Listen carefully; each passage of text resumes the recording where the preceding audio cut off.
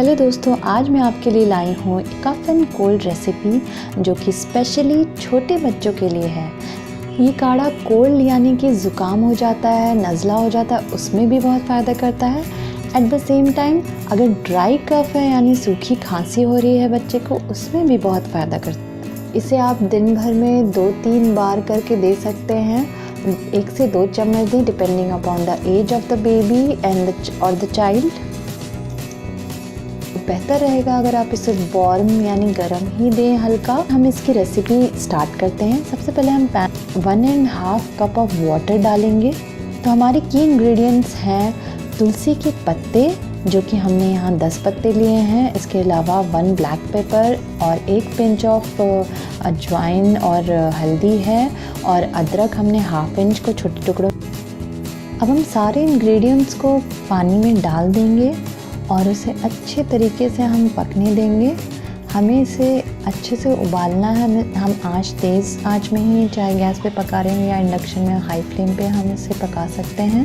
और इसे हम करीबन 5 मिनट तक पकाएं। इसे मैं अब धीरे धीरे उबलने के लिए और छोड़ूंगी, इसका थोड़ा सा वाटर लेवल रिड्यूस हो जाए। हमारा काढ़ा तैयार हो रहा है। हम थोड़ा सा इसके बारे में बता दें। इसमें जो भी इंग्रेडिएंट्स हमने लिए हैं, चाहे वो तुलसी हो या हल्दी, ब्लैक पेपर कॉर्न, इन सब का बहुत फ़ायदा है हमारी इम्यूनिटी बूस्ट करने में।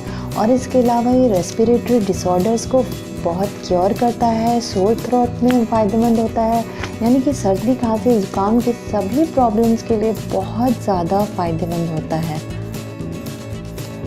हमारा काढ़ा अब ऑलमोस्ट तैयार है।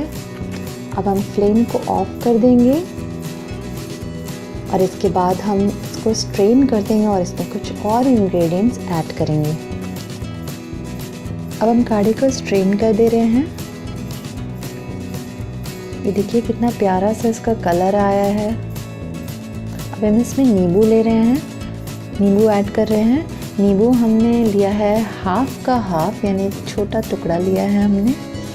इससे बहुत अच्छा सा फ्लेवर आ जाएगा, इसका बिटरनेस चला जाएगा। और हम इसमें अब हनी ऐड करेंगे, जो हम 1 टीस्पून ऑफ ले रहे हैं। हनी भी कोल्ड कफ में बहुत फ़ायदेमंद होता है, स्पेशली ड्राई कफ या थ्रोट इन्फेक्शन में। हमारा काढ़ा बिल्कुल तैयार है। अगर आपको रेसिपी पसंद आए इसे लाइक और शेयर ज़रूर करिएगा और हमारे चैनल को सब्सक्राइब करना ना भूलें। Thank you for watching.